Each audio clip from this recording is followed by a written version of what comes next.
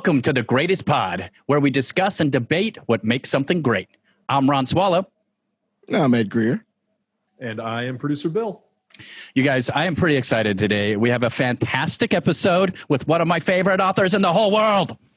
Dude, no, I just want to acknowledge your bravery, Ron, because when Ron hit us up about having hit this author up, it was like he had stolen the pebble from the Kung Fu Master's hand, like he had moved the rock to free the Messiah, like he had grabbed the sword from the stone. He wrote an email to us saying that he had done this thing, and it was glowing when it hit my inbox. You braved talking to an author that's sort of seminal for you, and I'm glad that you did, Ron. I got to be honest, I was a little bit concerned that this was going to play out like the Chris Farley show, where it would just be Ron being like, you remember when you wrote that thing? That was so cool. That was so cool. Because you're not wrong. I touched on it in the episode a little bit, but that is like kind of what I do with authors for some reason. I cry or I say something like unbelievably dumb or just forget to ask a question that I've been wanting to ask for like 10 years or something along those lines. But I didn't do that this time. And I got to tell you, I'm very proud of myself. You held it together, man. You held it together. And I think part of it, though, guys, is that Kevin is such a great dude. Yeah. He didn't come off like somebody who's written 27 damn books. He didn't come off as someone who has done so much research into Celtic lore that he could drink you under the table and still recite all the shanties or whatever the hell from way back in the prehistoric times of those areas. He's just a guy who has mastered a mythology, mastered a way to put that into the urban fantasy milieu and machine, and just basically churn out so many stories that are so faithful to this conception that he has of these characters, and they seem to be real, and he seems to be talking to his old friends every time he writes a book. So to have him on the show flexing that sort of story craft was it's kind of intoxicating for story nerds like us. Well, and the other thing that was interesting as somebody who is as talented and prolific and celebrated as he is, he came to this show with a fairly scalding opinion. I mean, this was not just a nice gleeful traipse through the meadow here. Like he had a demon to exercise on this show, and I think we did that. Yeah, absolutely. And the first couple episodes we kind of talked about how this show isn't going to be like our old show. We're going to sometimes criticize a thing and dig into a thing and find its weaknesses, but to also talk about how it makes it great or the concept makes it great. And that's definitely what we did with this episode. Mm-hmm. And sometimes we're going to find out the thing that makes it the greatest missed opportunity, the greatest shank of all time. I mean, look, by this point, if you're watching this or listening to this, you've seen the title of the episode, so you know that we are talking about Darth Vader as the greatest, but not the greatest villain and not the greatest, redemption story. Oh no, Darth Vader as the greatest missed opportunity in all of pop culture. An opportunity that you should not miss out on? Our Patreon. Woo! Yeah. I can do segues sometimes. Remember how I used to be bad at segues? Now I'm amazing at segues. Listen, you got to just master the final step, which is not calling out how good you are at segues. And then you'll be perfect. Okay. Yeah, I'll remember that for next time. You guys, check out our Patreon. It's very easy. Click on the little link below. Join a tier. Get extra pods, art, whatever you want to do with us and support us. And we appreciate that if you do it. And speaking of supporting us, support us even after we wreck your dreams, along with Kevin talking about Darth Vader. I know you got your arrows. I know they're shooting up in the sky in a parabolic arc about to rain down upon us. But please, just hear us out, and you will understand why we and the great author Kevin Hearne agree that Darth Vader just might be a big old miss. Our guest today is Kevin Hearne. He's an Arizona native, New York Times bestselling author, whiskey aficionado, creator of the Wolfhound Oberon and his human, Atticus O'Sullivan, of the Iron Druid Chronicles. He's also written the Seven King series and a bunch of other stuff we're going to let him plug at the end. And one of the brilliant things he's written is a canon Star Wars novel called Heir to the Jedi, where he got the chance to answer some questions about Luke that maybe no one had ever thought to ask. And we mentioned that today on The Greatest Pod because we are presenting one of the most unique premises that we have featured on this show. And that is Darth Vader the greatest missed opportunity in Star Wars history? Which we know some sparks are going to fly on this one. Yeah, but first, let's get to know the author of such a bold statement. One of the kings of urban fantasy, the great, prolific Kevin Hearne. How you doing, brother? Great. Thank you guys so much for having me on. I really appreciate it. It's kind of you. Yeah, I am personally very excited. I'm in the middle of Plague of Giants. It's fantastic, by the way. And I was just curious. What got you into doing urban fantasy, though, when you first started? It wasn't the first thing that I began with, honestly. It was a thing that I came to sort of by accident because it was going to be fun. I wanted to write epic fantasy, and then, of course, I eventually did. You're reading it now, Plague of Giants. But that's not what I actually began my career. I began with an urban fantasy because while I had an epic fantasy off on submission, I wanted to do something just to kind of entertain myself and keep busy while I was waiting to hear back. Yeah. Well, it took a long time to hear back. And so I wound up writing this whole novel and having a great time doing it because I got to basically do a lot of research on pagan Irish mythology and things like that. So when I got finished with it, since the epic fantasy didn't seem to be going anywhere, I said, well, why don't I try this? And then that wound up being the thing that got published first. So yeah, I got lucky. Kevin, I wanted to ask because I noticed that your Atticus O'Sullivan series in particular is very heavy on the Irish mythology. I mean, to the point of being almost esoteric. And I was wondering if that was something you were interested in before you started writing, or if that came with the series. Kind of came with it, but it's partially my heritage. I'm sort of a UK mutt. And so, partially Irish, and then my family Sullivan on my father's side, and my paternal grandmother's side.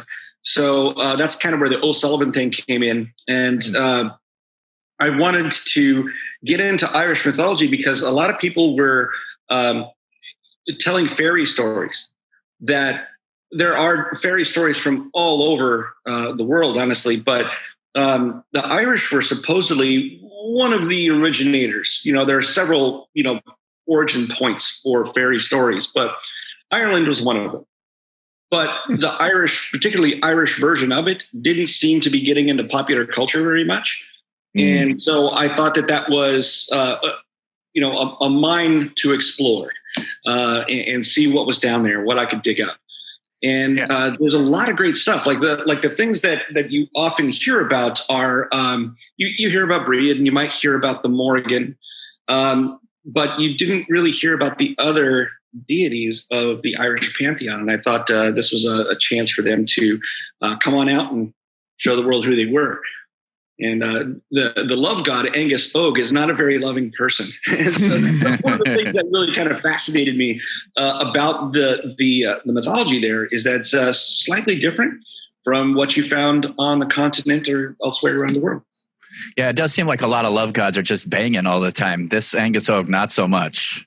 Not so much. No, yeah. I love that it's kind of emblematic of the fact that like love is passion, and they excuse crimes out of passion because they know how worked up it can get us as mere mortals. And then you see us mortals are a reflection of the gods and vice versa. So it's like it's a good way to show the power of love as it were. And I love that. I don't know if it was specifically because it's not an explored area that you chose to do that, but as you can see a little bit, I have read a lot of fantasy books, and I don't think I've read almost anything that had Irish, a little Celtic, I guess, arguably, but that's almost always related to Arthur. Almost every time it's related to Arthur. It's very rare that you get something that's outside of that realm. So definitely one of the things I was super pumped about when I was reading it was just how original it was. I also, one of the things I liked, and I was curious, how you decided to do this, and it's something I've never seen in urban first person. I guess it's first person writing. Is that what we call it, right? Yeah. When you made it 3 different characters from the 3 different views, that was the first time I've ever seen anybody do that. Was that the first time, or has it been done before and you were just... Oh gosh. I always get nervous about questions like that, because if I say I was the first one, somebody will inevitably show up and say, "You are wrong, sir." That's a good point. I get that. Let's... but it was the first time I had done it. Yeah. I can say fair that. enough. Yeah, we don't want to get you attacked by Sophocles or somebody. I was basically kind of trying things out with different voices and narrators. I've always been fascinated with that. And I tried that out in Hammered, where I kind of had a few chapters that were almost like a mini Canterbury Tales in the 3rd book of the Iron Chronicles. Yeah. And I had so much fun doing that I wanted to do more later. And eventually I did get around to doing that in the last 3 books. And then that expanded, that desire to do different voices expanded when I finally did my epic fantasy, because you've got 11 different first person points of view in A Plague of Giants. Yeah. And you have 12 in the sequel. That's a very clever way to do it, to have someone telling the story. I also enjoy that too, by the way, having a storyteller within the story. That's just... Now that was my attempt to look at basically the old Homeric epics. The history we're taught in school is that Homer had memorized the Iliad and the Odyssey. They were, each chapter or book was a night's entertainment around the hearth. And it had the heroic couplets and all of those stock phrases and things like that to help him, remember as he performed. So I thought, well, what an interesting kind of experience that would be, to have a bard tell you an epic night by night. And could I reproduce that somehow in prose form? That's what I was trying to do. So the structure of A Plague of Giants and, the 7 Kennings trilogy is my attempt to bring a Homeric experience into modern prose. Well, you pulled it off. Just my opinion. Just one fanboy's opinion. I have to ask, Kevin, obviously that you're somebody who's very invested in sort of old world storytelling traditions and old world mythology. Where for you does that dovetail with Star Wars? Because obviously Star Wars has fantasy elements to it, but it is, at this point, kind of prototypical science fiction. And it's a little bit different, certainly, than, Irish mythology or anything like that. Well, a lot of people have pointed out some of the structure of the Star Wars films being related to heroic journey kinds of things. Mm-hmm. And I saw some of the same sorts of structure to the movies that you would see in some of the old epics and, of course, other novels. So I thought that was fun. And, of course, I was 7 years old when Star Wars first came out, and I saw it at the biggest theater in Arizona at the time, the Cine Capri. And, when I saw that Star Destroyer come out of the top of the screen going, pew, pew, pew, I was immediately hooked, right? Had the Star Wars action figures as a little kid and all that stuff. Maybe the better question then is, given that that's a formative experience, which I think it is for so many people, where does fantasy and sort of this interest in mythology come out of Star Wars then? Maybe it's a chicken and the egg thing. Oh, gosh. Yeah, I don't know if that. I think it's more of just a concomitant or a concurrent kind of relationship where I like both things. The person who kind of got me doing both fantasy and sci-fi was Alan Dean Foster. I'm not sure if you're familiar with him, but he wrote both genres in 120 something novels at this point. An incredibly prolific career. And he wrote one of the very first Star Wars novels. Yes. So I kind of got into, not only the movie, but there's the books. And then, I enjoyed the fantasy as well. And so I think that kind of, I don't know if that's a satisfying answer to your question. It is. Well, no, I'd like to interject that it is, it's a pure childish in a great way thing to not divorce the two. You know, when you're a kid, a ray gun guy, a sword guy that has a ray coming out of his sword, it's all the same. And we, as we grow older, we try to categorize everything. We try to put everything with little pull tabs and post-it notes on it and genreify everything, classify everything. So it's all the same when you're a kid. Yeah, I think that's a great point, Ed. When you're a kid, it's all magic, you know? Yeah. The story is magic, you know? And I think that 100% agree. That's awesome. Yeah, I've these that one right there. That's all the Star Wars books. There's more in another shelf. But the Alan Dean Foster book is books. He has a couple, I believe, are fantastic. And I think Star Wars is a great mixture of fantasy and sci-fi. I think it's obvious, but it's my favorite thing is you do get the magic with the Force, and then you get the sci-fi with the sword that's literally a laser beam that cuts things in half. I mean, it's bananas. Plus, you know, and also to that effect, though, with Kevin, your book Heir to the Jedi. Right. You get to answer some questions in that. You get to, the first time I read something that was after one of the major movies in regards to continuity was Truce at Bakura. And I remember one of the early passages talking about Luke, like just being like, these goddamn electricity burns on my chest. My daddy's boss lit me up. Shit, this is awful. And he was just whole passages like that as he, proceeded on some adventure. And I think he met Mara Jade on there or something like that. And I believe that is his exact accent, by the way. but you get to do some of that sort of gallivanting after a major Star Wars event, filling in a gap. Can you talk to us about your particular book and why you wanted to do that? Because I think it's central in what we're going to talk about. Well, they approached me to write Luke Skywalker because they liked what I was doing with the Iron Druid Chronicles. They saw Atticus O'Sullivan as a guy who was basically good, but boy, did he get in a lot of trouble and have to get himself out of it. And it was similar enough in terms of similar enough to Luke Skywalker that they thought I could, take a shot at writing him. So I actually got to write him in first person. I think I'm the only person who got to do that. And I've never read a Star Wars novel that was in first person. So yeah, there's one more called I, Jedi that I know of, and there might be more coming down the pike. But anyway, they asked me to basically explain, and this was a question that I had as a kid. Okay, when I was growing up as a kid, I can't believe that I got to answer the question that I had when I was a young fan, 12 years old. I'm sitting 12 years old watching The Empire Strikes Back, and I'm looking at Luke hanging upside down in the Wampa Cave, and then he summons, the lightsaber to his hand, telekinesis. I'm like, whoa.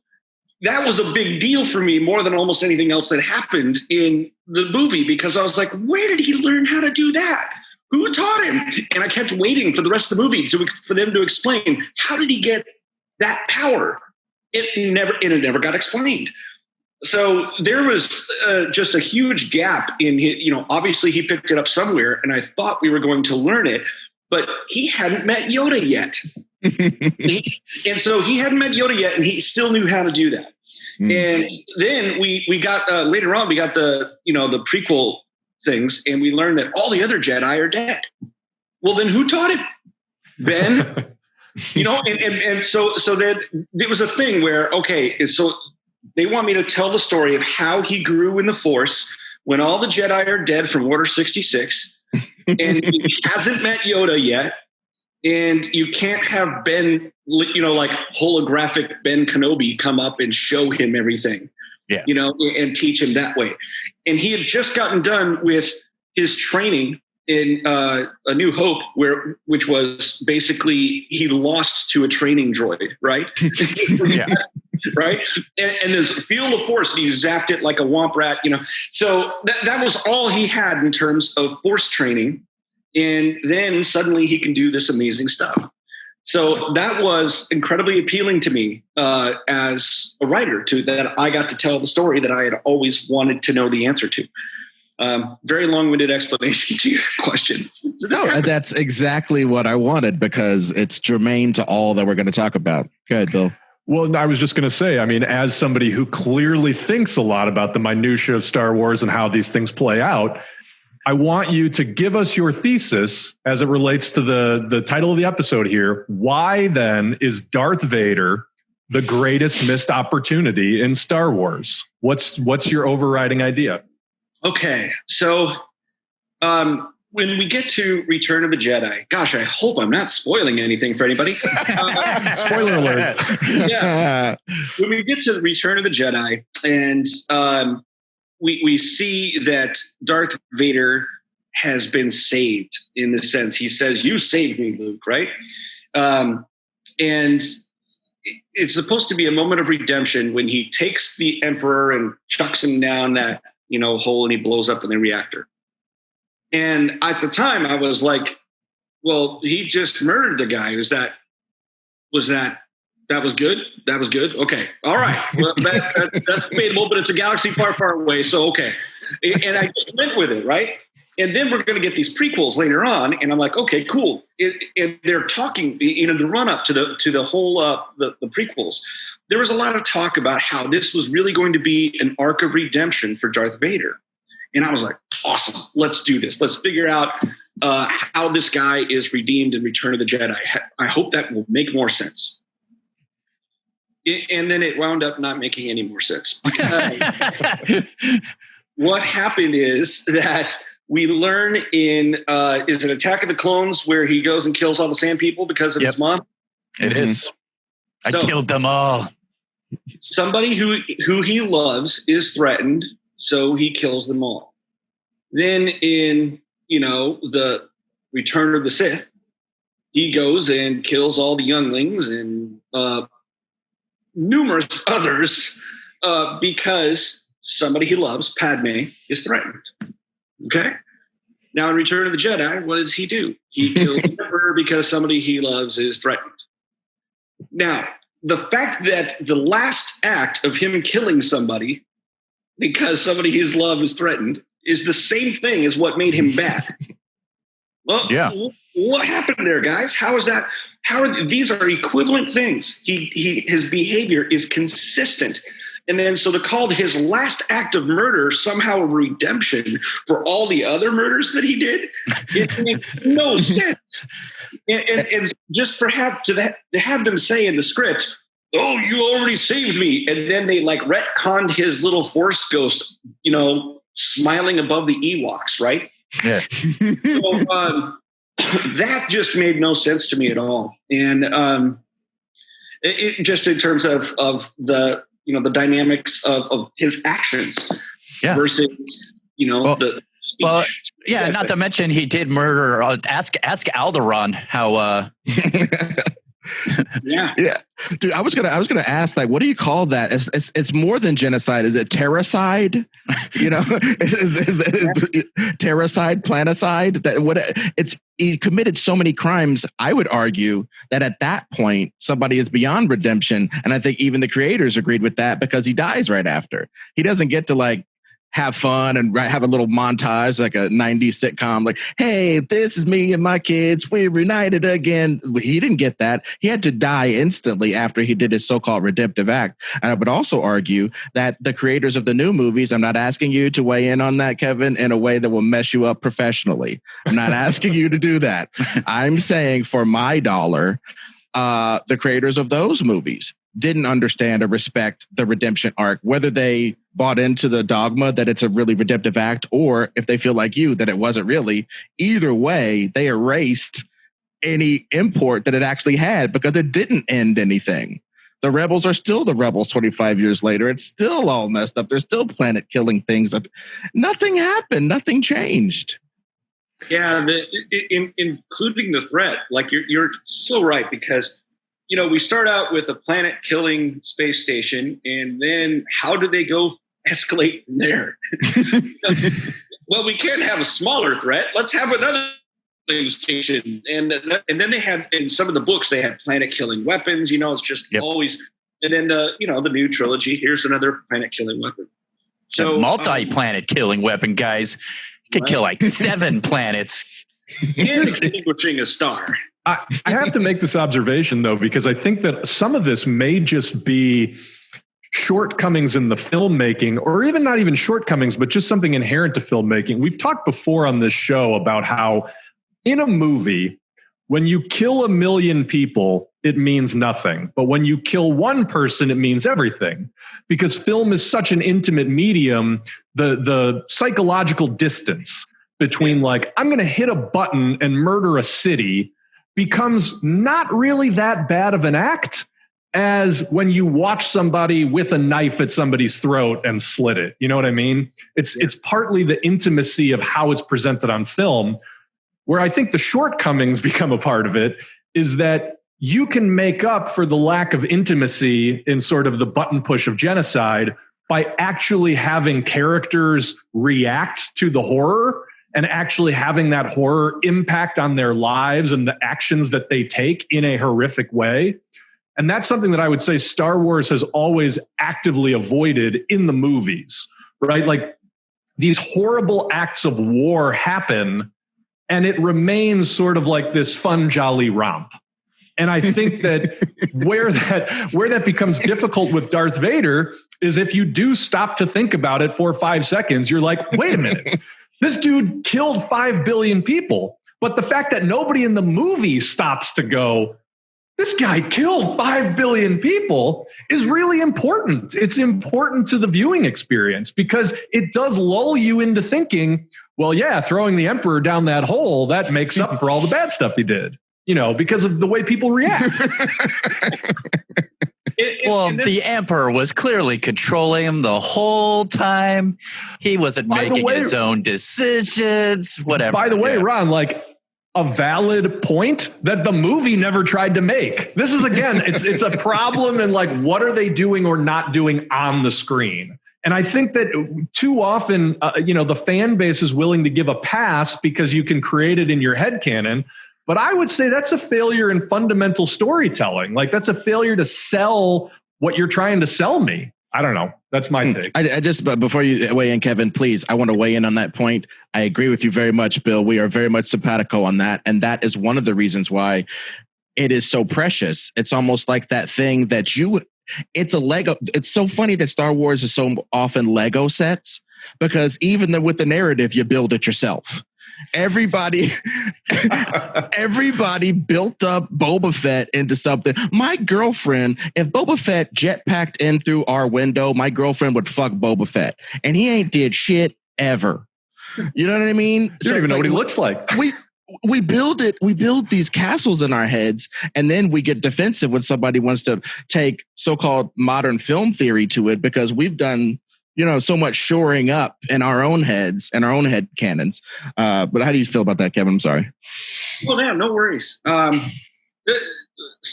back to something Bill was saying, I think, when we get to this last scene and he dies and he doesn't, there's no actual, there's no guilt for anything he's done. For all of those murders, the one that really gets me is like, hey, look, can we talk about the Jedi Temple for just a second? Can we go back to that? Now, granted that when Return of the Jedi came out, we didn't know about any of that past, right? So that would have been a silly thing to put in at that time. But still, there's no guilt for any of his crimes because he'd been doing murders throughout the original trilogy too. So, okay, and Luke knew about those, but there's this whole thing about him saying, well, there's still good in him. Okay, sure. There's still good in everybody.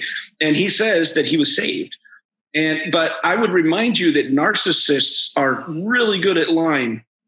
And Darth Vader or Anakin Skywalker was really kind of a narcissist. The only thing that matters is what he wants. And he will kill if he doesn't get what he wants.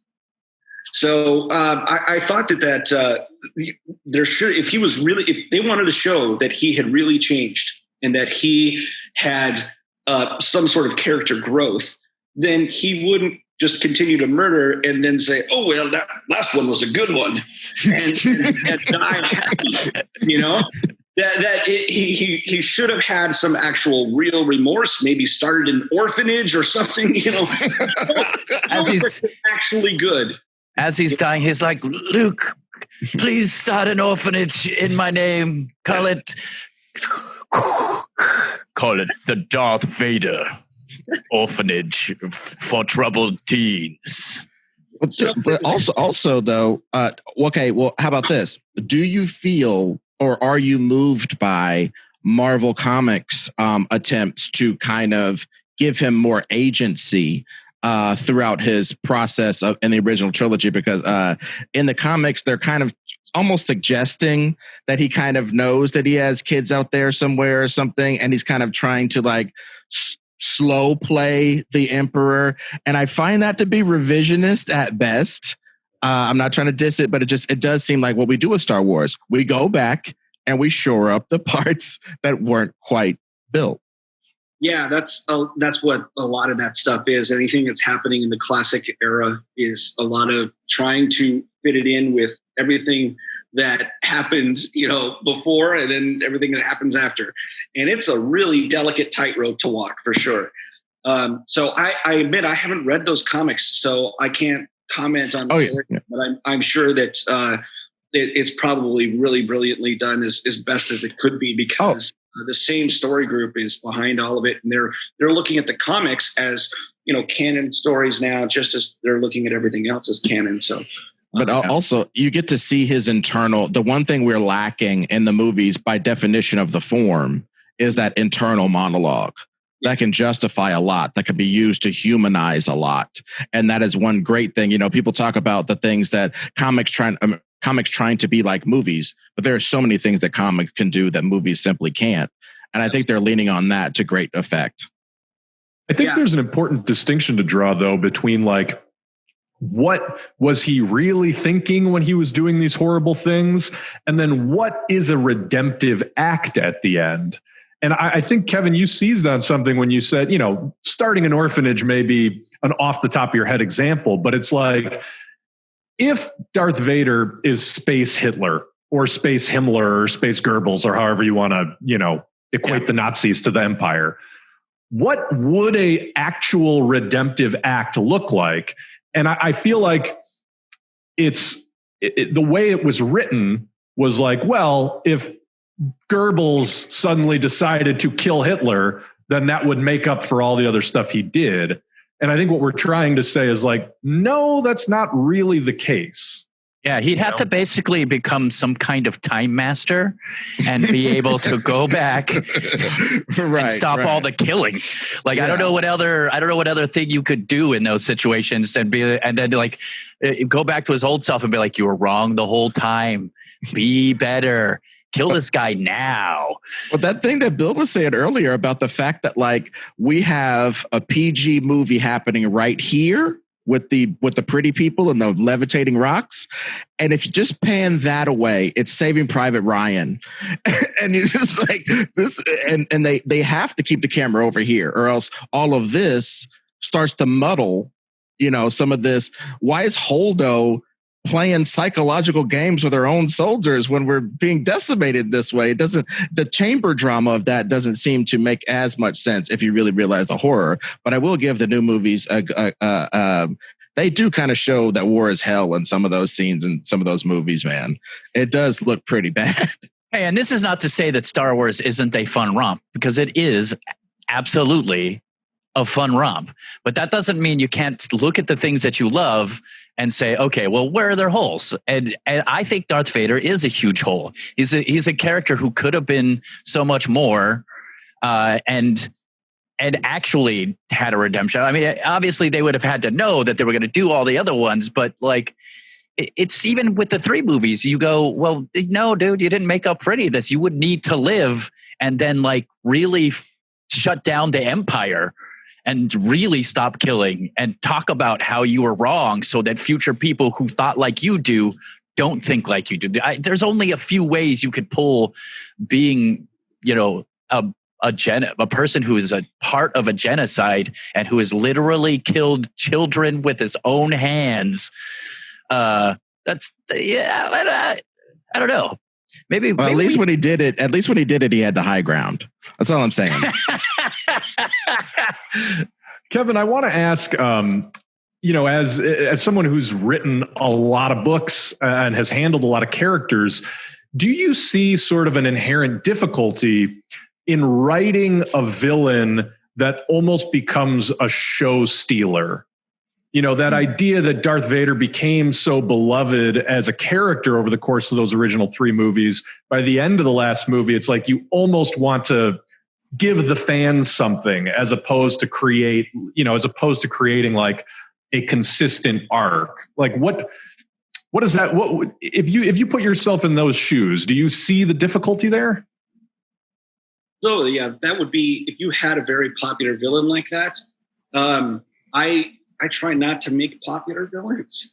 I try to make them actual villains, and that they are, if they're going to get better, then there should be some serious punishment, some guilt, some redemption that is actual redemption, and not just killing your way out of your character flaws. So I think that it's always a difficulty when you're creating villains to, what is their genuine motivation and why do they think they're in the right? Because the cartoon villain is, I just want power. Yeah. And that's sort of what the Sith kind of are. I just want to be powerful. And, I was not to interrupt you, but I think that very much applies to Darth Vader. Like those are the original 3 movies really do absolutely no work into giving him a motivation other than you just generally understand that he's a guy who likes to be in control. But even that, you don't know why. Yeah. The cartoon does that a little bit because you start to see that he's caring for all the clone soldiers and he's seeing them killed all the time. And it comes to a point where he starts going, I just want this to end. I just want some kind of power enough to control this scenario. But then once he gets power and he goes to the dark side, he actually realizes that death is constant. That's just what it is. And you have to in order to end death, you have to kill more so that people are scared, is what he ends up thinking. He goes off that deep end. But with the Clone Series cartoon, you get to see it go slower and actually make a little bit of sense rather than going from a guy who pod races to a guy who kills sand people to a guy who kills his own students, basically. Like those jumps made no sense in those movies. It's like a checkers, that triple jump. He was just like boom, boom, boom, all over the board.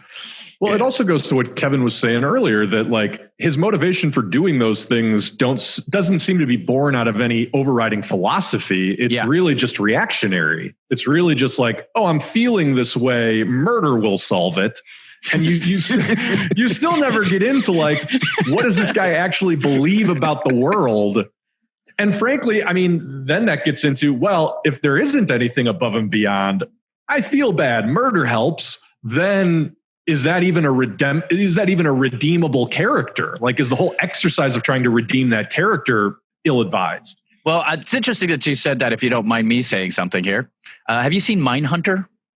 I haven't yet. I know I want to. Yeah, I want to see that. One of the things they talked about in that, they go to talk to a psychologist after this guy is talking to this crazy serial killer guy, Ed Kemper, I think it is. Ed, yeah. And she's like, it's really interesting because these guys, these serial killers, do the same things that uber rich people do.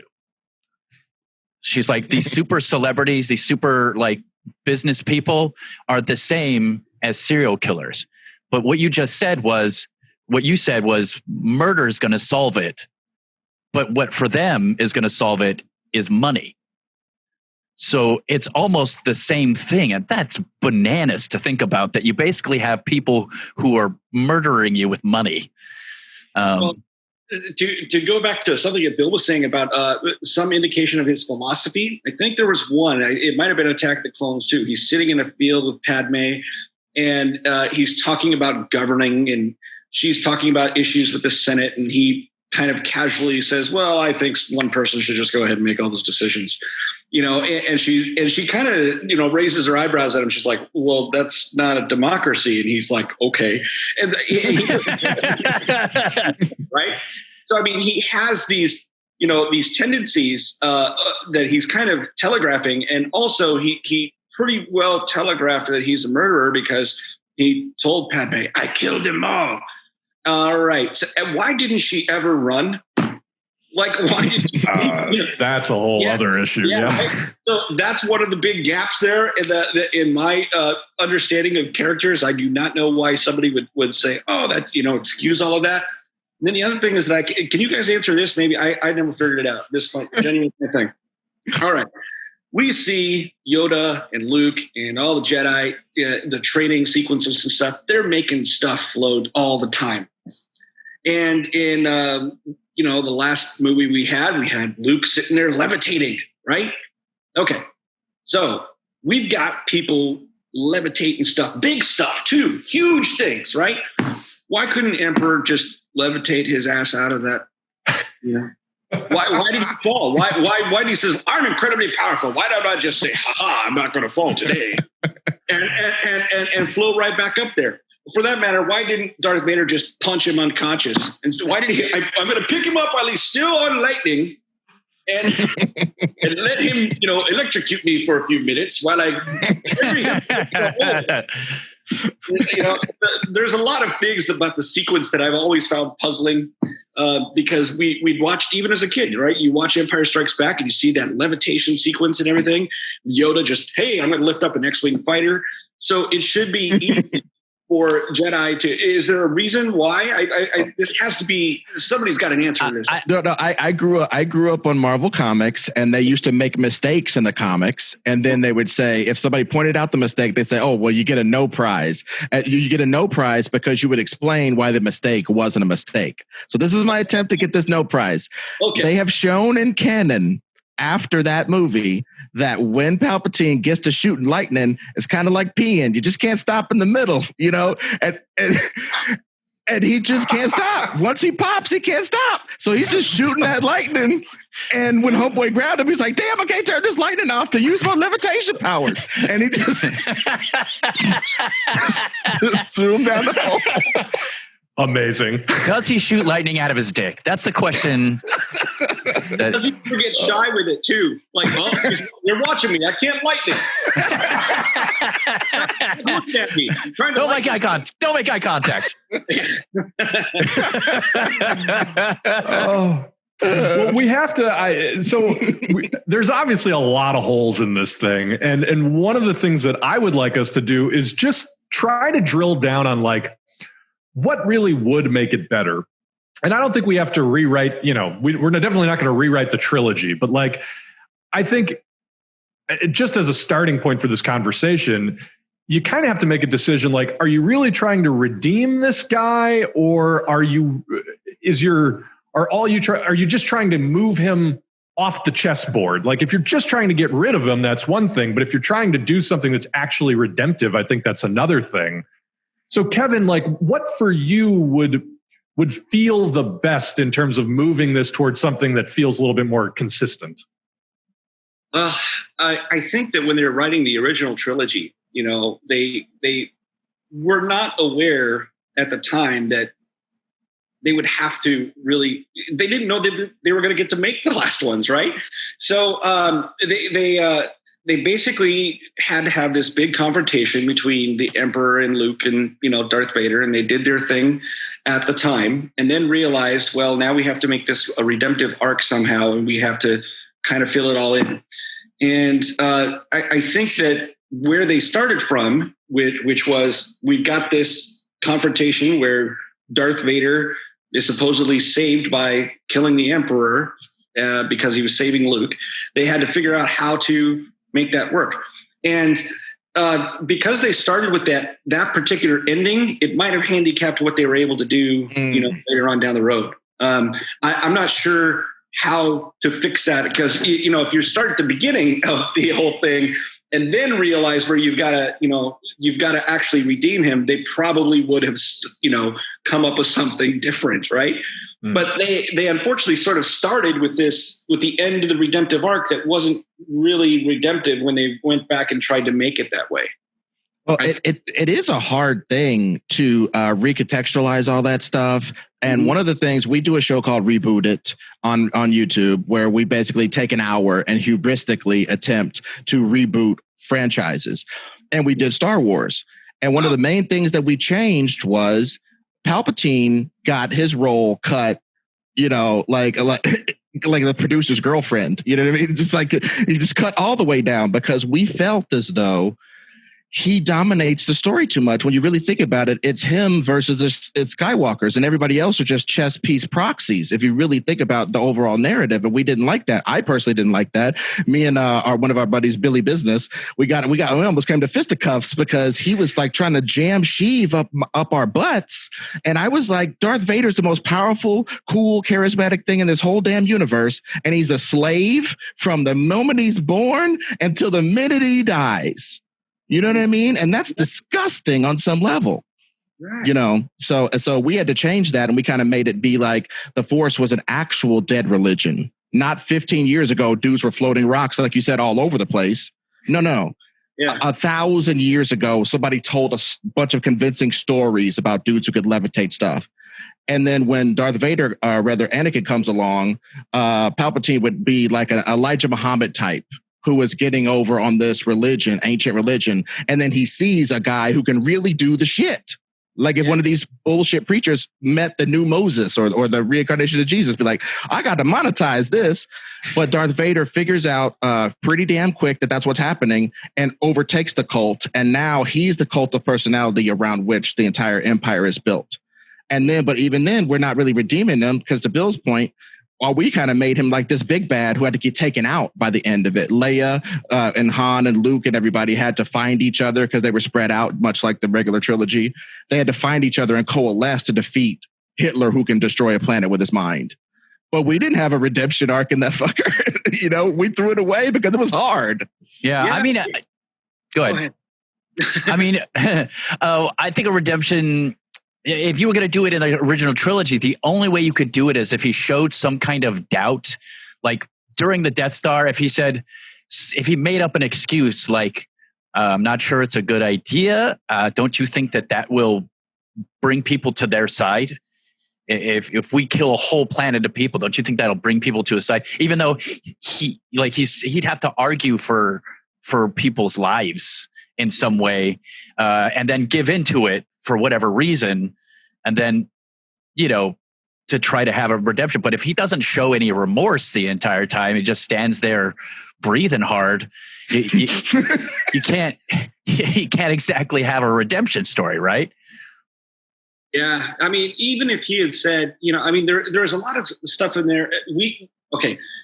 When he starts breathing hard at the first time, and he uses that first breath to go, no, but that if you look at that as the beginning of his pain or redemption, that could have been significant, that he's spending his entire life in pain and on the point of death. You know what I mean? And he's only kept alive, by pseudoscience. So, but that didn't get explored either, really. That he was in pain. It was more like, look at what a badass I am instead. So, and I want to stress at this point, though, that this is all out of love, right? We would not be discussing any of this way if we didn't love the heck out of everything. So it's just, you got to examine the stuff you love, right? And look at it. So this is... that's why we were kind of saying is maybe a bit of a missed opportunity. And I think it would have been different I guarantee it would have been different if they started out with the Phantom Menace as the starting point and went from there to try to make a redemptive arc. But because they had to go backwards, it made it very difficult. It's sort of like that same issue with what was that movie that they made as the prequel of Aliens? Oh, Prometheus. Prometheus, yeah. Right? Like scientists not behaving in a scientific manner. Oh yeah, we'll just break quarantine and bring in an alien life form. It's fine. Right. And you only do it because it has to happen for the original movie to happen. Yeah, exactly. So that, yeah, they were really constrained by the original trilogy, and then having to kind of make things work. I think, it's just a really tough rope to walk. Yeah, but just in defense, though, of the way George Lucas decided to do it, I do declare, I think that if it was created with that sort of meticulous story craft, we might not be sitting here talking about it, because it was built like a myth. And the myth, how the fuck does Heracles get to the Aegean stables? We turned the page. That's how we got there. Shut up and look at him clean the stables. You know what I mean? And just watch the adventure. And I love the fact that it's set up that way. Like we get, as Kevin alluded to earlier, Luke is, power converters. Turn the page. I'm lifting stuff and defeating Wampus. Turn the page. I got a black suit on. I'm doing diving board flips over Sarlacc pits, It's the nature of the beast. And it's kind of why we're having this conversation. Well, and in film, it's also the technology that you have to work with. I mean, you got to get all the great fight scenes because they finally learned how to make great fight scenes. It's one of those things where you're like, well, yeah, we wanted Jedis to be flying all over the place and flipping all over and jumping 30 feet, but we couldn't do that at the time, not and make it look cool. Yeah. So. And last things last, none of which has anything to do with whether or not you actually give your villain a proper motivation in your story, which I think is what we're saying is sort of like the crux of the missed opportunity here, is that you have a villain with all the coolest trappings and the coolest voice and presence and does inscrutable, mysterious things. But because you never give your audience any indication of why he does what he does or what he's thinking, the effort to redeem him is kind of wasted. And then when you double down and you try to tell his backstory, and again, it doesn't really get into anything more than just, I have hurt feelings, so I murder people. Mm-hmm. It's, you got to give your villain a reason, you got to give your villain something to justify themselves in order for any of this stuff to, I think, work. So, yeah. Yeah, but Kevin, I want you to weigh in on this as we start to wrap up. Do you think that you could even give him the amount of all the stuff that we're talking about we want, right? Mm-hmm. As an employee, it was the main crux of what I was thinking about the character for all time is, in order for him to be the type of villain we want, he would have to be the one on the throne, or at least be making his own decisions as like a Shigur. It's funny that he's like a proto Shigur from No Country for Old Men. He's this dude who, when you see him, it's on. You have fucked up, my friend. You have messed up very badly. And that's why you're seeing him. But at the same time, he's somebody's toady. He's Jaws from James Bond. He's Odd Job. He's Odd Job in a samurai helmet. How can he have enough agency if he's not making the plans? If he's somebody's toady, I don't get how we would ever feel all this stuff. Do you agree with that or no? It might be are you guys familiar with the movie Grosse Pointe Blank? Yes. So familiar. If Darth Vader had been that kind of bad guy, where he was trained to it, led to it, found out he had a taste for it, etc.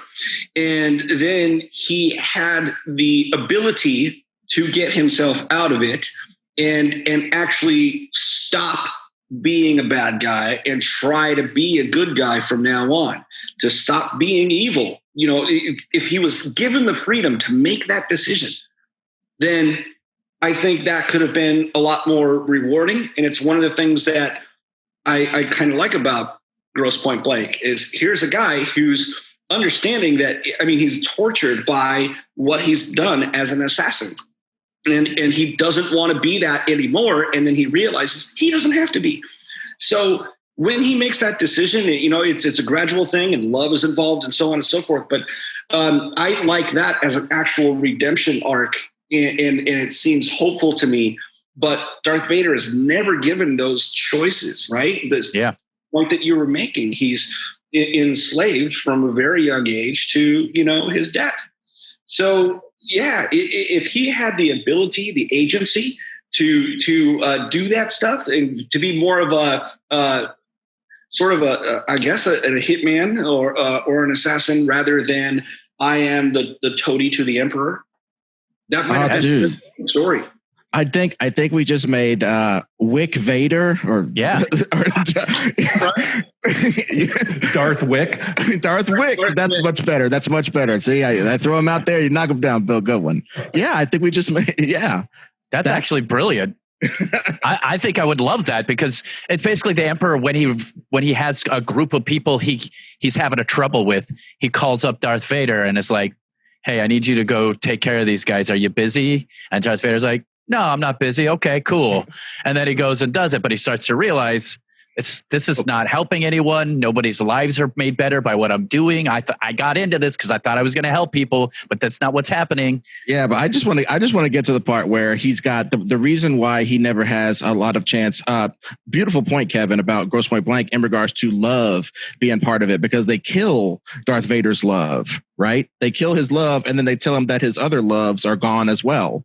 So he has no love, and he replaces it with hate and all that cliche stuff. But the bottom line is, he doesn't have a chance to have a relationship with somebody or change for anybody because she's already deceased. And in Grosse Point Blank, they allowed him to try to become a better person in order to earn Mini Driver's big face love, So I get that, and I love that. And in this, I just want to get to the point where, maybe Padme is taken away after we've seen her with him more, and he's, I don't know, maybe levitating up the concrete to get the gold coins to go back into the assassin life. I want to get to that part in the movie, because that I think that would give us some feelings of like, Darth Vader never had a puppy, guys.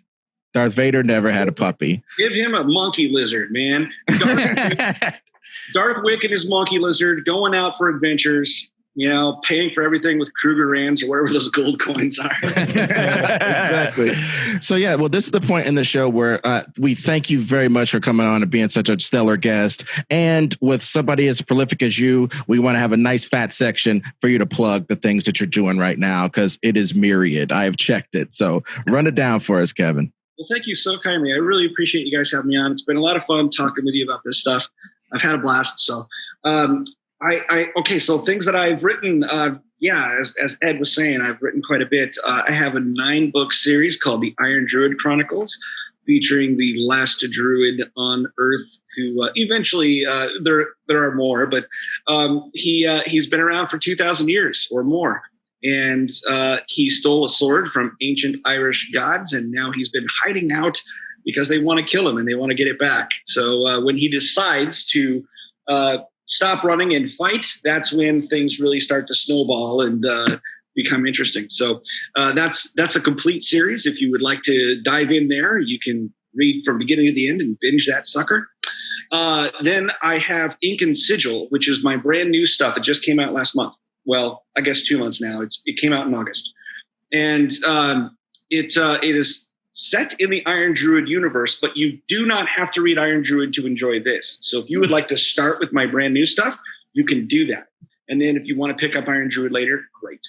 But that one is set in Glasgow, and it's a lot of fun. It follows a guy named Al McVarish, who uses magical inks and sigils to work a little bit of magic in the world, and he is supposed to keep us safe from rogue elements of various pantheons. He kind of writes and enforces magical contracts. So those are my 2 urban fantasy series. There's going to be more in the Ink and Sigil world coming. And then I have an epic fantasy series. It's just a trilogy. The first 2 books are out. It's called The Plague of Giants and A Blight of Black Wings. And I'm now engaged in writing the last book, which is called A Curse of Krakens. And I just got done making the map, or most of it. I've got to do some small detail work, but yeah, I do my own maps, and I'm having a blast with that. And then I've got about a year ahead of me to get that sucker done. So, and then last thing that I've written is, besides the Star Wars book, Heir of the Jedi, is a series of humorous fantasies, 3 of them called The Tales of Pell, and I co-wrote with Delilah S. Dawson. And it kind of takes pokes some loving fun at fantasy tropes. And the first one is called Kill the Farm Boy. So if you guys want to check those out for a good laugh, is sort of Terry Pratchett-esque, give it a shot. And anything you try of mine, I really appreciate you giving me a try. Yeah, and let me just jump on here and say I have read all of the Iron Druid series, and it's great. Also, would like to mention your novellas of the purloined poodle. Yes. Written from the point of the dog of point from Oberon. It's great. And also, I can't wait to read. What was her name again? I'm sorry. Who? The lady you wrote with the other books. Yeah, Delilah S. Dawson. Delilah, yes. I can't wait to read those. I'm super excited. I'm telling you guys, go buy all of this guy's books. I'm not even lying. Just buy them all and then spend all of your time in a bath reading them. Much. I'll buy a taco with that and pay some tuition bills or something. That'd be great. Guys, I did not care for the opinions expressed in this episode. I did not care for it at all. I think you're off base and your criticism is unwarranted. You obviously just haven't thought about it closely enough. Oh, thanks, George Lucas, for coming on our show. George Lucas swinging by just to drop his 2 cents on what we just did. Dude, and he was riding a tauntaun. I think that's cruel because it's like 100 degrees outside. He's putting that poor creature through so much strife and stop motion pain. No matter what, I will be in a flannel shirt and jeans with my dad sneakers. So, it doesn't matter. So if you see him on a tauntaun headed to Burbank to get on a plane to go back to Skywalker Ranch. You guys, that episode was pretty exciting for me. As you already know, you heard in the beginning, you heard during the episode. This was fun. Dude, we're proud of you for not fanning out. You were remarkably objective. You didn't ask, what kind of chili do you eat before you write your stories? It didn't get too inside. Navy beans, and I enjoyed talking to somebody who, our partner Billy Business has accused me of being a Star Wars hater since I was a zygote. Basically, our whole relationship has been that. And I just got to say, you got to love it to find all the crannies in it, all the nooks and crannies. You got to love it to really see those. They're like handholds on a mountain. You know what I mean? And unfortunately, or fortunately, Star Wars has so many handholds. It's like a bunny slope all the way to the top. I'm sorry. And the fact that some people don't see that or choose to not see that, I don't see how that helps you enjoy it more. I enjoy Star Wars even though I have all these feelings, and Kevin seemed to be very much the same way. I mean, isn't that how we're supposed to look at art in general? Is like we can be critical and still enjoy anything we do. I mean, I like Con Air. It's not a good movie, but there's a part in it where he does a great roundhouse and a bullet hits him and he doesn't even react, and I like that. Why do I like it? I can't explain it to you, but it's fun. What I'm saying. Ephemeral and mystical. I mean, there's no explanation whatsoever. Yeah, just so we're clear, I am not comparing Con Air to Star Wars. I just want to be clear. Just to be clear, I have had so much more fun watching Con Air than Star Wars. Knew it was coming. Knew it was coming. Couldn't resist. You couldn't stop. You couldn't resist it. You couldn't resist it, Ed. No one is. When you say you like Star Wars, after you say something like that, no one's gonna believe you. Keep gaslighting all of us. That's really what's happening here. No, I mean, dude, look, I enjoy it, and I do like the fact that that Kevin and even our rebooted episode of Star Wars were able to show how much I love Star Wars. If you want to see how much I love Star Wars, watch our rebooted about Star Wars, and definitely listen to this podcast, because if you don't love it, you don't go into these details. If you don't love it, you don't get into screaming matches with some of your best friends about how Darth Vader has no agency. If you don't love it, you can't get to that level. Hey, listen, and now you have the feather in your cap of a New York Times best-selling author sharing your opinion. So major thanks to Kevin for coming on to back up our boy Ed Greer. So thank you, Ron. You did my bidding well. Sith Greer. I was going to try to do a Darth Vader voice, but then you were doing Darth Vader, and then I got confused. Am I supposed to do Palpatine? Always, Ron. You know your Palpatine is the greatest. I can't even do it right now. I haven't done it for so long. Dude, your favorite line used to be "You're weak." Oh yeah, you're weak. There it is. Your weakness is your friends, like Ed Greer and Bill. That's they say that great voiceover artists, they just need that one phrase to get back into character. You just did it. Yeah, you got it. Yeah. And I would have given anything for Darth Vader to come on and be like, "George Lucas, you have failed me for the last time." I am not the George you're looking for. Excellent. So where can they find you at, Ed? You can check me out at Ed Greer Destroys on Twitter, getting savaged over my opinions for this episode. or you can check me out doing a drawing of Darth Vader getting smashed by something on Instagram at Ed Greer Destroys on that. And if you want to commission something funny like that, go to edgreerdraws@gmail.com. And thank you guys for your continued support on the Patreon and everything. This has been a really wild ride, and thank you for supporting the new show. Bill, where can they find you? You can find me at CBillDraw on Instagram. All of my illustration work is on there. If you want to buy something, I am at BC Studios BC Studios Art. I get confused. At BC Studios Art on Instagram, which will take you to the Etsy shop. You can buy the greatest toothbrush you will ever buy, Clean Mouth, Clean Planet, dirt cheap, toothbrushme.com.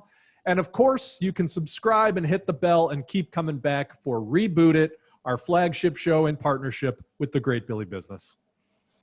That's right. And I have one of those toothbrushes. In fact, Ariel also has one of those toothbrushes, and our teeth are now super clean, and we can save the planet at the same time. We're like Captain Planet.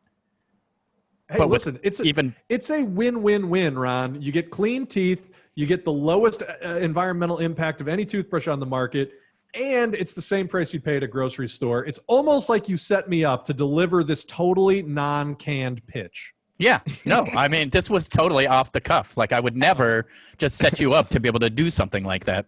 Dude, and on the bright side, our show's already sponsored. Yeah. Head of the game, baby. But you know what? You're not sponsored by my YouTube channel, because only 20 people are on it. You guys, fix that. Come on my YouTube channel. Okay, I lied. There's 90 people. What I'm saying, guys, is that if you want to see some of the weirdest content, from Breakfast and a Book with Swallow, that's me, to rollerblading video I made from the 90s, to this terrible yet also fantastic video that I made called El Ninja, where me and my friends fight each other, and it's real dumb, please go on my YouTube channel. You're also going to get Positive Spin, which is my new show with my girlfriend, Ariel, where we take movies that are terrible, but like find the good stuff in them. Like, oh, the lighting on this one was pretty awesome. That one line that was delivered was great. That chick was pretty cute. You know, stuff like that.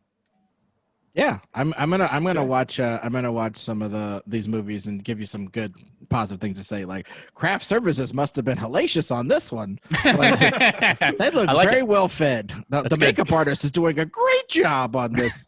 You know what I mean? Yeah, give it up for the caterers to come out in that rainstorm. Great job.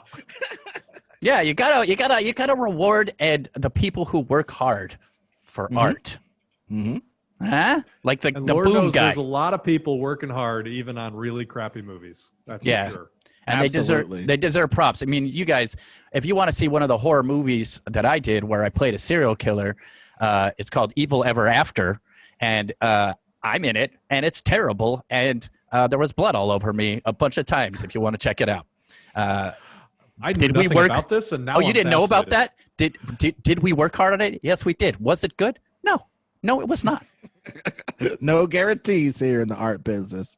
So, but just like but you are guaranteed to get a good show every time you come here. So thank you guys for listening to another great episode of The Greatest Pod. I don't know if it's really the greatest. I mean, it's just okay.